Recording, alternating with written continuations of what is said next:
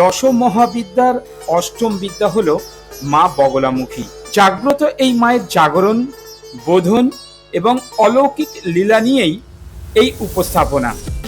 আজ থেকে ৩৫ বছর আগে পরিতোষ হালদারের বয়স যখন ৯ বছর, বন্ধুদের সাথে এক মন্দিরে গিয়েছিল। সেখানে ভুলবশত এক সাধুর ঝোলায় পা দিয়ে ফেলেছিল। তখন সাধু রেগে পরিতোষ হালদারকে বকাবকি করে। তখন পরিতোষ হালদার কাঁদতে থাকে। সেই দেখে সাধু তার ঝোলা থেকে সম্পূর্ণ প্রাকৃতিকভাবে শ্বেতাকন্দ গাছের মূল থেকে তৈরি দুটি মাতৃমূর্তি, একটি মা ছিন্নমস্তা আর একটি ত্রিশক্তির সম্বন্ধে মাতা বগলামুখী, এই দুটি হাতে দিয়ে বলেন, তুমি এদের পুজো করবে।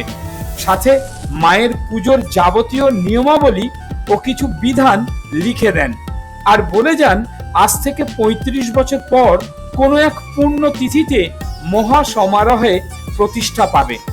এবং উনি কাগজে হৃদয় হালদারের নামও লিখে দেন। তারই উদ্দেশ্যে আজ এই মন্দিরটি প্রাণ প্রতিষ্ঠা হয়। আর আমরা এই মুহূর্তে পেয়ে গেছি পরিতোষ হালদার এবং হৃদয় হালদারকে। আমরা শুনে নেব এই মন্দিরের ইতিকথা।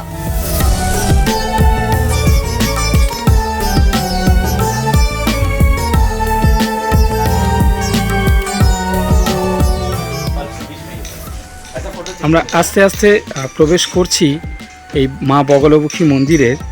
আপনারা দেখতেই পাচ্ছেন এই মন্দিরের এমন কিছু ইতিহাস আছে যারা যখন আপনারা শুনবেন সত্যি আপনারা অবাক হয়ে যাবেন যে এরকম মায়ের মন্দির যে আজ পর্যন্ত আমরা কিন্তু কখনো দেখিনি, যেটা আপনাদের সামনে একটা ইতিহাস হিসাবে এটা কিন্তু গড়ে উঠতে চলেছে। সমস্ত দর্শকবৃন্দকে আমার অভিনন্দন, শুভেচ্ছা, ভালোবাসা এবং গুরুজনদের আমার প্রণাম। আমি doctor Hriday Haldar, Anandamayi group of কোম্পানির ফাউন্ডার, চেয়ারম্যান এবং বৈদিক জাগৃতি সংগমের প্রেসিডেন্ট, ফাউন্ডার প্রেসিডেন্ট।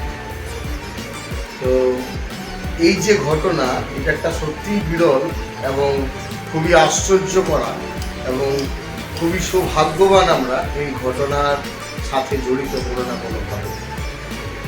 আমি দীর্ঘদিন নিজের প্রচেষ্টায় আজকে বর্তমানে একজন সুপ্রতিষ্ঠিত ব্যবসায়ী হিসেবে প্রতিষ্ঠিত, যা আনন্দময়ী গ্রুপ অফ কোম্পানি।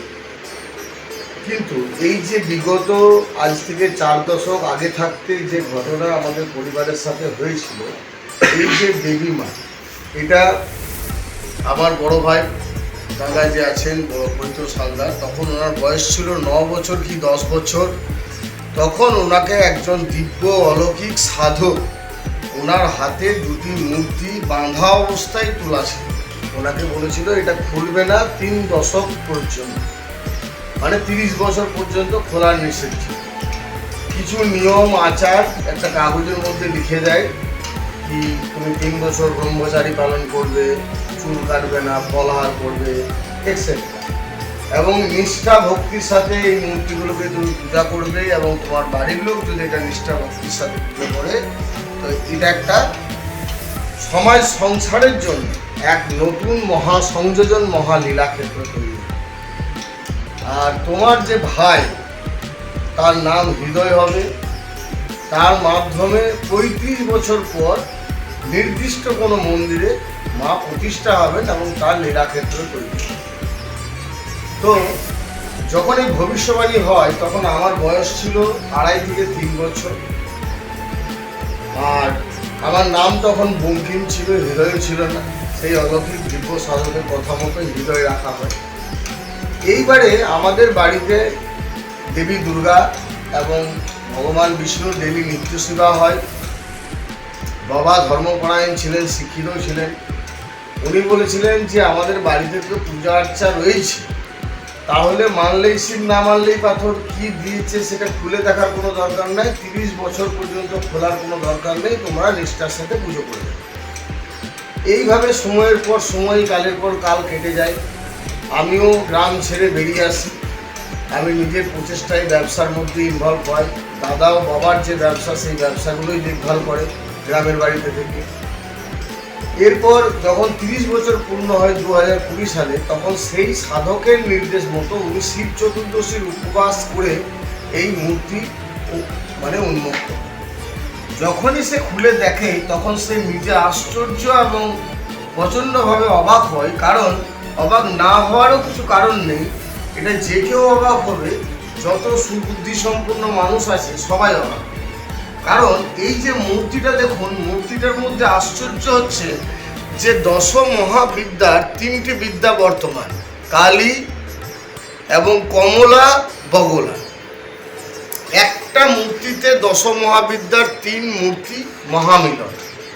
এবারে সেটাও আশ্চর্য, তার থেকে বড় আশ্চর্য এই মূর্তিটা না পাথর দিয়ে তৈরি, না ধাতু দিয়ে তৈরি, না কোনো কারিগর বানিয়েছে, না কোনো মানুষের মাথা থেকে ছবি তৈরি করেছে। তাহলে এটা তৈরি করলো এটা তৈরি করলো স্বয়ং ব্রহ্ম, অর্থাৎ যাকে আমরা প্রকৃতি বলি, স্বয়ং ঈশ্বর দ্বারা নির্মিত। গাছের শিকড় থেকে প্রকৃতির নিয়মে এরকম ধরনের একটা বিগ্রহ রূপ তৈরি হওয়া, এটা একটা আশ্চর্য। তার থেকেও আশ্চর্য 30 বছর এই মূর্তি বাঁধা অবস্থায় যখন পুজো হতো, আমি জ্ঞানত 10-15 বছর বয়সে দেখেছি যে যখন বাস্কের মধ্যে পুজো হতো তার সাইড থেকে উইঝিপি বা উই ম্যাটনা হয়ে গেছে, ঢাকা পড়ে গেছিল উই ম্যাটনার মধ্যে থাকা সত্ত্বেও এটা গাছের শিকড় হলো তো কাঠই, তাহলে নষ্ট হলো না, তা অক্ষত কি করে রইল? এটা একটা সব থেকে বড় আশ্চর্য। দেবী মায়ের সারা শরীর দেখুন কাঠের যা রং তাই, কিন্তু মায়ের যে চুল এলো কেশ সেটা কিন্তু কালো, যা আশ্চর্য। এর পরের আশ্চর্য যে ওই সাধক বলেছিলেন 35 বছর পর, তো একদম 35 বছরেই মন্দির হলো এবং মায়ের প্রতিষ্ঠা হলো, যা 6 মাস এই দিক এবং ওই দিক হয়। আবার যদি আমরা দেখি এই মন্দির এইখানে করার কোনো রকম কোনো পরিকল্পনা ছিল না। এইখানে আমরা আনন্দময়ী গ্রুপ অফ কোম্পানির তরফ থেকে 150 বিঘা জমি আমরা কিনি, যে জমিটাতে আমরা বৈদিক দেশ নির্মাণ করবো বলে আমরা এই জমিটাকে অধিগ্রহণ করি, যেখানে naturopathy, Ayurveda, medical college, hospital, manufacturing unit এবং রেসিডেন্সি, এছাড়া ইউনিভার্সিটি, গুরুকুল, অর্থাৎ বৈদিক যে কালচার সেটাকে এখানে প্রতিষ্ঠা করার একটা পরিকল্পনা। সেখানে টোটাল এখানে প্রায় 400 থেকে 500 বিঘা জমি আছে, তার মধ্যে আমরা 150 বিঘা অ্যাডভান্স করি, ভাবি পরবর্তী ক্ষেত্রে নেব। আর এই যে মায়ের অলৌকিক লীলা, সেটা আমরা ভেবেছিলাম যেখানে আমাদের উৎপত্তি স্থল, গ্রামের বাড়ি হজরতপুর, সেইখানেই মাকে প্রতিষ্ঠা করি। কিন্তু হঠাৎ একদিন দিব্যস্থানে যাওয়ার পরে আমি যেন একটা স্বপ্নাদেশ পাই যে মা এখানে প্রতিষ্ঠা হতে চাইছে। তৎক্ষণাৎ আমি বাইরে থেকে ফিরে এসেই গ্রামের বাড়িতে হোম যজ্ঞ, চণ্ডীপাঠ, নরনারায়ণ পূজা করে মাকে জাগরণ উৎসব করে মাকে আমি নিয়ে চলে আসি সাহেবগঞ্জের বাড়িতে। সময়টা হচ্ছে 18 জানুয়ারি 2026 সাল, মৌনী অমাবস্যা। 18 জানুয়ারি থেকে মাকে বাড়িতে রাখি। এই যে স্থান লালপুর, বাঁকুড়া, শুশুনিয়া পাহাড়ের নিচে, শুশুনিয়া পাহাড়ের ঠিক 10 কিলোমিটার আগে, শুশুনিয়া পাহাড় একটা সবাই জানেন, সেই ঐতিহাসিক স্থানে ঠিক 10 কিলোমিটার আগে যে বৈদিক ভিলেজের জন্য যে জায়গা নেই, সেইখানে 27 জানুয়ারি 2026 আমরা ভিত্তিপ্রস্তর স্থাপন করি। এবং ভিত্তিপ্রস্তর স্থাপনে সারা ভারতবর্ষের সমস্ত মন্দির, সমস্ত ধর্মস্থানের সমস্ত সাধু জ্ঞানী মহাপুরুষরা এসেছিলেন, কারণ তাদের সাথে একটা আমার সুসম্পর্ক বরাবরই আছে। কারণ আমি ব্যবসায়ী হলেও আমার ধর্ম এবং সেবার মধ্যে দিয়ে আমি বেশি সময় কাটিয়ে থাকি। আমার কাছে মূল বক্তব্য সেবা, ধর্ম, কর্ম, তিনটেকে নিয়ে চলতে হবে। কর্ম না থাকলে সেবা করা যাবে না, কর্ম না থাকলে ধর্মই হবে। তাই সেবা, কর্ম, ধর্ম তিনটের মধ্যেই থাকি। 27 জানুয়ারি সমস্ত মহাজ্ঞানীরা যে এসেছিলেন, তারা দেখার পরে তাদের যে বিশ্লেষণ, সেটা শুনলে আমাদের সবার কে আশ্চর্য। তাদের বিশ্লেষণ এটাই যে যে অলৌকিক সাধকের কথা তুমি বলছো, সেই অলৌকিক সাধক ছিলেন না, উনি ছিলেন মহাকাল ভৈরব, যিনি অঘরী রূপে যখন তোমাদের হাতে বাঁধা অবস্থায় যে পুটুলি দিয়েছিল, যেটাকে তোমরা বলছো মূর্তি, তখন কোনো মূর্তিই ছিল না। কি ছিল তখন? ছিল ওটার মধ্যে একটা বীজ, সময়ের বীজ। সেই বীজ 3 দশক নিষ্ঠার সাথে পূজা অর্চা করার জন্যে এটা একটা সুন্দর দেবী মূর্তি রূপে পরিণত হয়েছে। আর 3 দশক বাঁধা অবস্থায় পুজো করতে নির্দেশ দিয়েছিল, তার কারণ দশ মহাবিদ্যার 3 দেবী এই মধ্যে বর্তমান কালী, কমলা, বগলা, এক একটা দেবীর পূর্ণাঙ্গ রূপ হতে এক এক দশক সময়, তাই 3 দশক। যেমন জগন্নাথ দেব, ভগবান শ্রীকৃষ্ণ যখন উড়িষ্যার জগন্নাথ দেবের যে লীলা করেছিলেন, সেই জগন্নাথ ধাম, সেইখানে যেমন 21 দিনের আগে পট খুলে দেওয়ার জন্যে জগন্নাথ দেবের আজ আমরা যে রূপ দেখতে পাচ্ছি, যদি হয়তো না খুলতে অন্য কোনো রূপ দেখতাম, ঠিক সেইরকমই কিন্তু এটা একটা লীলা। আমরা যদি 20 বছর বা 15 বছরের দরজা খুলে দিতাম, তাহলে মায়ের হয়তো পূর্ণাঙ্গ রূপ হতো। আর 35 বছরের প্রতিষ্ঠা এবং তোমাকে ব্যবসায়ী কেন করলো? তার কারণ এই যে দেবী ধন লক্ষ্মী দেবী, তাই তোমাকে ধন সম্পত্তি প্রতিপত্তি সততার মধ্যে দিয়ে কর্মবীর করে তুমি একজন কর্মজীবী হয়ে তুমি সমাজে প্রতিষ্ঠিত হয়েছো, তবেই তো জায়গা কিনতে পারলে, মন্দির করতে পারছো, এতগুলো ট্রাস্টের মাধ্যমে মানুষের মেডিকেল ক্যাম্প করাচ্ছ, মানুষের ফ্রি হেলথ ক্যাম্প থেকে বস্ত্রদান, অন্নদান, এগুলো যে করছো, এগুলো কোথা থেকে করছো? তাই মা লক্ষ্মীর কৃপা তোমার আগেই বর্ষিত। তারপরে যখনই দেখবেন কোনো মানুষের জীবনে আয় উন্নতি হয়, তখনই শত্রু বৃদ্ধি হয়। আর শত্রুকে হাত থেকে রক্ষা স্বয়ং অষ্টম মহাবিদ্যা শত্রু সংহারকারিণী দেবী মাতা বগলা করে। তাই উনি মাতা বগলা অষ্টম বিদ্যা হিসেবে ইনার মধ্যে বর্তমান অলৌকিক রূপ। এবং যখনই আপনার ধন সম্পত্তি এবং আপনি ভালো থাকবেন, সুস্থ থাকবেন, হাসি খুশি থাকবেন, তখনই আপনার মনে হবে যে আমি সমাজ সংসারের জন্য কিছু করি, অর্থাৎ সৃষ্টির পালন করা, জীব সেবাই শিব সেবা, এটা প্রত্যেক মানুষের মন থেকে আসে, তখনই সৃষ্টি হবে। তাই সৃষ্টির অধিকর্তা দেবী কালী। তাই এই ত্রিদেবী শক্তির মহামিলন একটা মূর্তির মধ্যে, যা ওয়ার্ল্ডে বিশ্বে কোথাও নেই, এক এবং অদ্বিতীয়। আর এও সময়ের সাথে মহাকালের এক মহালীলা।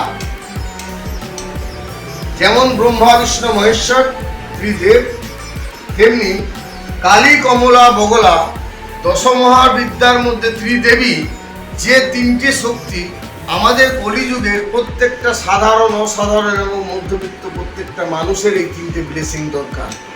আর শত্রুর হাত থেকে মুক্ত সবাই নিজেকে রাখতে চায়, নিজের সন্তানদেরকে রাখতে চায়।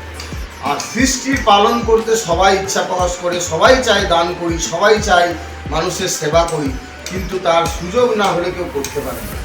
তাই এ এক নতুন মহালীলা, এটা এক নতুন লীলাক্ষেত্র। আমি ব্যবসায়িক কাজে শত ব্যস্ততা থাকলেও আজও যেমন অফিস থেকে আসছি, অফিস থেকে ডাইরেক্ট মন্দিরে এলাম প্রজেক্টের কাজ ভিজিটের জন্য। তো আমাকে যেসব মহাজ্ঞানী মহাসাধুরা বললেন যে তোমাকে যদি মা সাধু বা বৈষ্ণব বা ব্রহ্মচারী বানাতো, তাহলে ছোট থেকেই তোমাকে সেই পথে নিয়ে যেত। তো তোমাকে ব্যবসায়ী করেছে, তুমি সুপ্রতিষ্ঠিত একজন ব্যবসায়ী হয়েছো, তার মানে মা চায় তুমি একজন কর্মযোগী হয়েই থাকো। মায়ের ভক্তি করো, সেবা করো, কর্মের মাধ্যমে করো। তোমার আজ 5000 লোক যদি তোমার কর্মসংস্থানে কাজ করছে, কাল 5 লক্ষ কর্মসংস্থান করো, এটাই জীবসে। এই মন্দিরটি কবে প্রতিষ্ঠিত হয়? মন্দির প্রতিষ্ঠা হয় 17 জুন 2026। আর প্রত্যেক অমাবস্যায় আমাদের এখানে বিশেষ পূজা হয়, অমাবস্যা নিশিতে, এবং পরের দিন আমিও সকাল থেকে নিষ্ঠার সাথে মায়ের উপাসনা করি। আর শনিবার মঙ্গলবার আমি এই বিশেষ 2 দিন আমি বিশেষ পূজা মায়ের করি। এই স্থানটার নাম কি দেওয়া হয়েছে? এই স্থানের নাম আদি ত্রিশক্তি কালী কমলা বগলা পীঠ। এর ঠিকানা বাঁকুড়া জেলার কুস্তল লালপুর গ্রাম, নিয়ারেস্ট শুশুনিয়া হিল। এই মুহূর্তে কোথা থেকে সব মানুষজন আসছেন পুণ্যার্থীরা? এই মুহূর্তে দেখুন, আমাদের ব্যবসা যেহেতু 7টা রাজ্যে ছড়িয়ে রয়েছে, সেই সূত্রে বিভিন্ন রাজ্য থেকে মানুষ ছুটে আসছে। আমাদের মুখে যখন এই কথা শুনছে যে এই আশ্চর্যের লীলা, তখন তারা ছুটে আসছে। এবং তারা ছুটে এসে প্রত্যেকেই তারা মনে মনে মায়ের কাছে যে যা প্রার্থনা করছে সেটাও কিন্তু হচ্ছে। এটাও কিন্তু আমি দেখছি। মন্দির কখন থেকে কখন খোলা থাকে? মন্দির আমাদের খোলা হয় সকাল 8টায়, বন্ধ হয় রাত্রি 8টায় আরতি। আর বিশেষ পূজা হয় শনিবার মঙ্গলবার অমাবস্যার 2 দিন, নিশিতে এবং পরের দিন। এই মন্দির দর্শন করতে এসে এখানে আর কিছু দেখার জায়গা আছে? এইখানে দর্শন করতে গেলে আরো বেশ কিছু জায়গা রয়েছে, যেমন এই সামনে 10 কিলোমিটারের মধ্যে রয়েছে আপনার শুশুনিয়া পাহাড়, হ্যাঁ, যেটা খুব আশ্চর্য অলৌকিক, যার ঝর্ণার জল বহু বছর ধরে একই রকম গতিতে পড়ে চলেছে এবং সেই জলের স্বাদও খুব সুন্দর। এছাড়া গাংডোয়া ড্যাম রয়েছে, সেই গাংডোয়া ড্যামকেও ঘুরতে যেতে পারেন, এটাও 8-10 কিলোমিটারের মধ্যে। এছাড়া 8-10 কিলোমিটারের মধ্যে বিহারীনাথ পাহাড়, বাবা ভোলেনাথ বিহারীনাথ, তিনি কাশীপুরের রাজা যে মন্দির নির্মাণ করেছিলেন, সেই বিহারীনাথ পাহাড়ও রয়েছে 10 কিলোমিটারের মধ্যে। কেউ যদি এখানে এসে থাকতে চায়, ঐতিহাসিক জায়গা রয়েছে। কেউ যদি এখানে এসে থাকতে চায়, কোনো ব্যবস্থা আছে কাছে পিঠে? প্রচুর এখানে শুশুনিয়া হিলে প্রচুর হোটেল রয়েছে, খুব ভালো খাওয়া দাওয়ার ব্যবস্থা রয়েছে। এখানকার মানুষজনেরও খুব আপ্যায়নতা ভালো, মানুষজনের ব্যবহারও ভালো পাবেন। এবং এই রিসেন্ট তো সোনার বাংলা হোটেলও এখানে হয়েছে, যেখানে খুব হাই প্রোফাইল মানুষদের জন্য কোনো রকম কোনো অসুবিধা নেই। আর বিহারীনাথেও প্রচুর পরিমাণে হোটেল রয়েছে। তাছাড়া আমাদের এই যে বগলা ধাম, এই বগলা ধামের কাছেও একটা লজ রয়েছে, সন্ন্যাসী লজ রয়েছে। আরও অনেক আমাদেরই গেস্ট হাউস এই মন্দিরের মধ্যে। যেহেতু এটা বৈদিক ভিলেজের পরিকল্পনা, সবে তো আজ 1-1.5 মাস হলো মন্দির প্রতিষ্ঠা হয়েছে। একটু সময় হওয়ার পরে আমাদের পরিকল্পনার মধ্যে অনেক কিছুই রয়েছে, যদি আমি ছবি শেয়ার করব, দেখাতে বলবো আমি আমাদের দাদাকে। তো আমাদের গেটের পরিকল্পনা রয়েছে, ভোগঘর রয়েছে, আগামী দিনে এইখানেই সমস্ত কিছু ব্যবস্থা করা হবে। দর্শনার্থীরা যারা আসছে তাদের কি বক্তব্য? প্রত্যেক দর্শনার্থীদের একটাই বক্তব্য যে মায়ের অলৌকিক রূপ দেখেই যেন মানসিক পরিবর্তন এবং মনের মধ্যে এক অদ্ভুত শান্তি, এবং মায়ের কাছে যে যা প্রার্থনা করছে আমাদের যেন সেই প্রার্থনা মা সরাসরি শুনছে। যে সকল দর্শনার্থীরা হয়তো শুনেছেন তাদের উদ্দেশ্যে কি বলবেন? যেসব দর্শনার্থীরা এখনো পর্যন্ত এসেছেন এবং মায়ের লীলা উপলব্ধি করেছে এবং মায়ের এই দিব্য অলৌকিক রূপ দর্শন করেছে, তাদেরকে একটাই বলবো যে দেখুন, দেব কাজ সবার ভাগ্যে হয় না। খুব পরম ভাগ্য এবং পরম পুণ্য কর্মফল থাকলেই দেব কাজের সাথে জড়িত হওয়া যায়। কর্ম তো জীবন এবং জীবিকা ধারণার জন্য করতেই হয়, কিন্তু তার বাইরে এই যে মায়ের দিব্য অলৌকিক রূপ, এটা প্রত্যেকটা আত্মীয় স্বজন বন্ধু বান্ধবকে শেয়ার করুন, তাদেরকে দেখার সুযোগ করুন। কারণ এটা তো কোনো মানুষের নির্মাণ নয়, এটা স্বয়ং ব্রহ্ম নির্মাণ করেছে। এ দেখা মাত্রকেও একটা মানুষের মধ্যে পুণ্য সঞ্চার হবে। কারণ আমরা সকলেই জানি, যেমন গঙ্গা নদীতে স্নান করলে পুণ্য হয় বলি, কিন্তু নর্মদা নদী দর্শনেই পুণ্য হয়। তো বড় বড় মহাসাধক জ্ঞানী মানুষদের কথা যে এই যে অলৌকিক দিব্য মূর্তি, এই অলৌকিক দিব্য মূর্তি দেখা মাত্রই যেমন নর্মদা দর্শনে পুণ্য লাভ হয়, তেমনি এটা। তাই আমাদের এই মন্দির কমিটি, যেহেতু ব্যাকগ্রাউন্ডে আনন্দময়ী গ্রুপ অফ কোম্পানি রয়েছে, তাই মন্দির কমিটি থেকে এই মন্দিরের কোনো রকম কোনো ডিমান্ড নেই, কোনো চাওয়া পাওয়া নেই। আপনারা আসুন, দর্শন করুন, শ্রদ্ধার সাথে মায়ের পুজো দেন। এই মায়ের প্রিয় ভোগ চিড়ে গুড় করা, এর বাইরে আর কিছু লাগবে না। আপনার দান দক্ষিণা যেটা আপনার প্রয়োজন সেটাই দেবেন, আপনার যেটা মনে হবে সেটাই। এই জায়গাতে আমাদের ট্রাস্ট কর্তৃপক্ষের যে আমাদের ফাউন্ডেশন রয়েছে বৈদিক জাগৃতি সংগম বা শ্রী শ্রী মাতা বগলা পীঠ, তাদের কোনো রকম কোনো ডিমান্ড নেই। আর আপনারা সকলেই এই মায়ের মহিমা প্রচার করে এই মায়ের মহালীলা ক্ষেত্রের একজন ভাগীদার বা একজন অংশীদার হিসেবে নিজেকে নিযুক্ত করতে পারেন।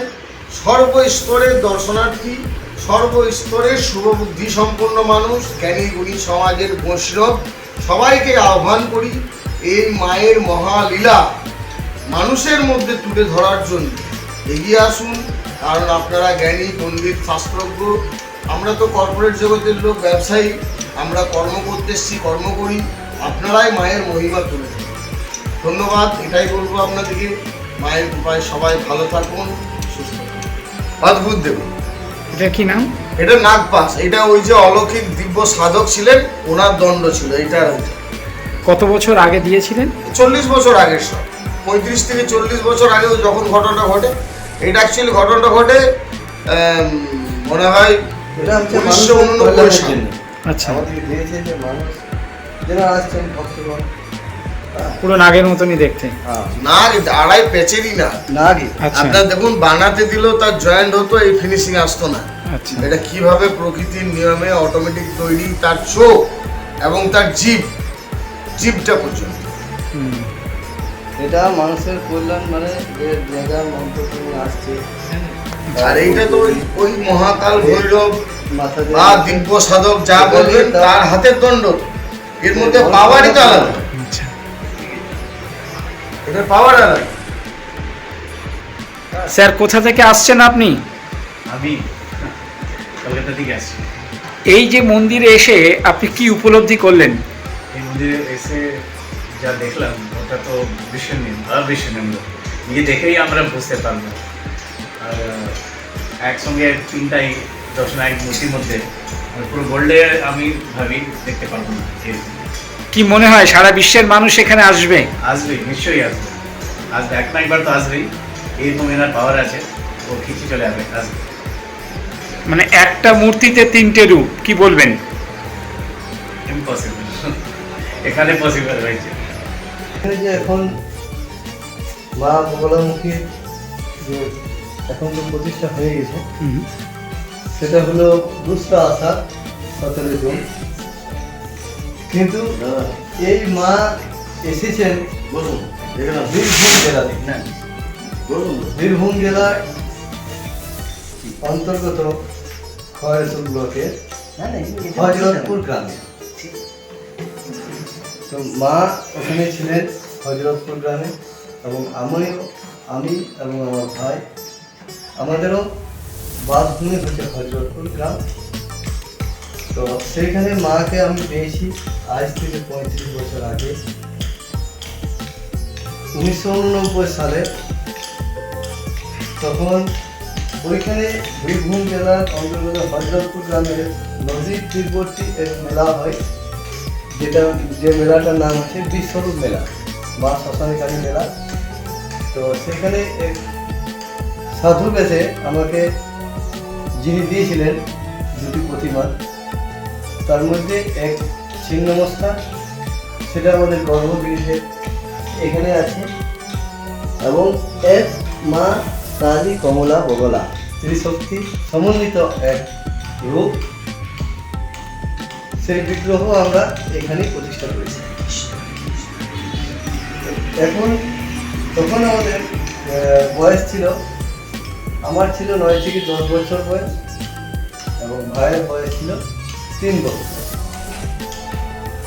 যিনি মহাপুরুষ আমাকে সেই বিগ্রহ দুটি তুলে দিয়েছিলেন, তিনি বলেছিলেন তখন যে তোমার ভাই হৃদয়ে আমার এই মন্দির প্রতিষ্ঠা করি। তারপর আমরা এই মন্দির দুটিকে বাড়িতে রেখে আমরা এতদিন ধরে পূজা অর্চনা করে থাকি, এবং আমরাই বুঝতে পারতাম না যে কীভাবে এই মন্দির প্রতিষ্ঠা হবে। সময়ে ঠিক আসার মাত্রই 2021 সালে ভাই তখন হজরতপুর থেকে তার আরও কিছুদিন আগে এসে সাহেবগঞ্জে বাড়ি করে, এবং সেখানে সাহেবগঞ্জের বাসিন্দা হয়ে থাকে। তারপর সেখান থেকে উনি ব্যবসা বাণিজ্য বিস্তার লাভ করে। কিন্তু তার মধ্যে আমি দেখেছি অনেকে তো অনেক পথে ব্যবসা ইনকামের মধ্যে থাকলেও ধর্ম নিয়ে সবাই থাকে না। কিন্তু আমি ওর বাড়িতে এসে দেখলাম যে হ্যাঁ, তার মন্দির আছে, বাড়ির মধ্যে মন্দির আছে, এবং পূজা আর্চা ও যেভাবে মানে আর কি আছে, তাদের ধর্মকে কিন্তু ছাড়েনি। কাছে তো কোনো মাধ্যমের দরকার হয় না, আপনি মায়ের কাছে বলুন। উনি বলে গিয়ে এখান থেকে যাওয়ার পর সেদিন 24 ঘন্টার মধ্যে ভাইটাকে ফোন করেছে, করে বলেছে যে অলৌকিক হয়ে গেছে, যে ভদ্রলোক চাবি নিয়েছে তখন একটা রাজনৈতিক ব্যাপারটা, রাজনৈতিক ব্যক্তিত্ব ছিল, তার মানে তাদের সঙ্গে তারা চাবি নিয়েছিল। উনি বলেছেন যে আপনাকে চাবিটা নিন, আপনাকে খুঁজছিলাম, চাবিটা নেই আপনার ফ্ল্যাটে। তো উনি ওখান থেকে অবাক হয়ে ফোন করেছিলেন যে আমি কি পেলাম। এবং এরকম ঘটনা কিন্তু প্রায়, এবং এটা ব্যক্তিগতভাবে আপনি নিজেও পরীক্ষা করতে পারেন, কারণ পরীক্ষা পর্যবেক্ষণ এবং সিদ্ধান্ত ওইটা বৈজ্ঞানিক ব্যাপারটা আপনার নিজের উপর ডিপেন্ড করে, ঠিক আছে? সেটা হচ্ছে আপনি নিজে করুন, নিজে করলে পরে মানে by touching, by imagining, by touching and by handlings আপনি যে অভিজ্ঞতাটা পাবেন তারপরে তো বড় অভিজ্ঞতা নেই। এখান থেকে আপনি যেটা চাইবেন আশা করবো 100% আপনি স্যাটিসফাইড পাবেন। দাদা কোথা থেকে আসছেন আপনি? আমাদের যেটা মায়ের আপনি কোথা থেকে আসছেন? দুর্গানগর, মানে কলকাতা। তো আজকে এই যে নতুন একটা মন্দির দর্শন করলেন, কি বলবেন? এটা কি মনে হচ্ছে না একটু অলৌকিক হ্যাঁ, কিন্তু মনে হচ্ছে যে একটা মূর্তিতে তিনজন? প্রথম আমি দেখলাম। কি মনে হয় দর্শনার্থীরা সবাই এখানে এসে মানত করতে পারে? হ্যাঁ, পারে। কিভাবে আসবেন এই মন্দিরে? রানীগঞ্জ স্টেশনে নেমে শুশুনিয়া পাহাড়গামী বাসে চেপে কুস্তলিয়া মোড়ের পরেই লালপুর স্টপেজ। এখন এই স্টপেজটি এতই জনপ্রিয় হয়েছে যে কাউকে বললেই হবে ত্রিশক্তি মাতা বগলামুখী ধাম। তাই দৈব সাধকের আদেশে দশমহাবিদ্যার 3 রূপের কালী, কমলা, বগলা মহামিলনে আদ্যা ত্রিশক্তি এই পুণ্যভূমিতে সকলকে আসার জন্য এসটিভি বাংলা সবাইকে সাদর আমন্ত্রণ জানাচ্ছে। এই মন্দিরে এলে মায়ের কৃপায় গোপন শত্রু, মামলা, মোকদ্দমা মুক্তি হবেই হবে। একদিকে ত্রিশক্তি মায়ের মন্দির দর্শন করুন, অপরদিকে খুব কাছেই শুশুনিয়া পাহাড়, সেটাও ঘুরে দেখুন। মায়ের চরণে কেউ দান করতে চাইলে এই স্ক্যানারে মুক্ত হস্তে দান করতে পারেন। জয় কালী, জয় কমলা, জয় বগলামুখী, জয়। নিবেদন করছে এসটিভি বাংলা, সঠিক কথা সহজে বলা।